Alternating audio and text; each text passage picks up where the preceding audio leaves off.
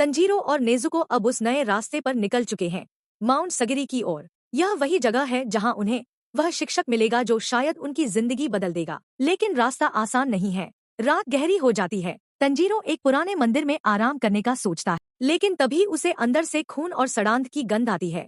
जब वह दरवाजा खोलता है, सामने एक डरावना डेमन खड़ा होता है। वह टाइट, खून से लथपथ और भूखा है। तंजीरो घबरा जाता है, लेकिन नेजुको अचानक उस पर हमला कर देती है। तंजीरो हिम्मत जुटाकर उस राक्षस को रोकने की कोशिश करता है। लकड़ी और पत्थरों से वह उसे दबा देता है, लेकिन जब बात आती है उसे मारने की, उसका दिल कांप उठता है। वह उसे खत्म नहीं कर पाता। सुबह होते ही वह डेमन धूप में जलकर राख बन जाता है। इसी दौरान परछाइयों से एक रहस्यमयी आदमी सामने आता है।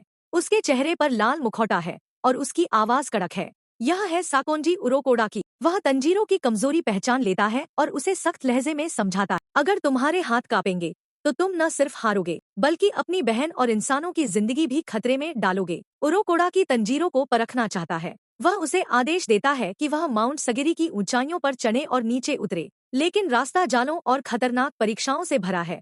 फिसलन भरी ढलानें, छिपे हुए जाल, टूटते पत्थर। थकाहारा तंजीरो कई बार गिरता है, लेकिन हार नहीं मानता। हर बार उसे याद आता है अपने परिवार का खून से लथपथ चेहरा और नेजुको की मासूम आंखें। वह जानता है कि उसे मजबूत बनना ही होगा। काफी संघर्ष के बाद तंजीरो अंततः सुरक्षित वापस लौट आता है। उरोकोडा की उसकी हिम्मत और जज्बे को देखकर प्रभावित होता है। उसे ग्यू का लिखा हुआ खत भी याद आता है, जिसमें तंजीरो को प्रशिक्षित करने की सिफारिश थी। और यहीं से उरोकोडा की एक फैसला करता है, अब तंजीरो उसका शिष्य बनेगा।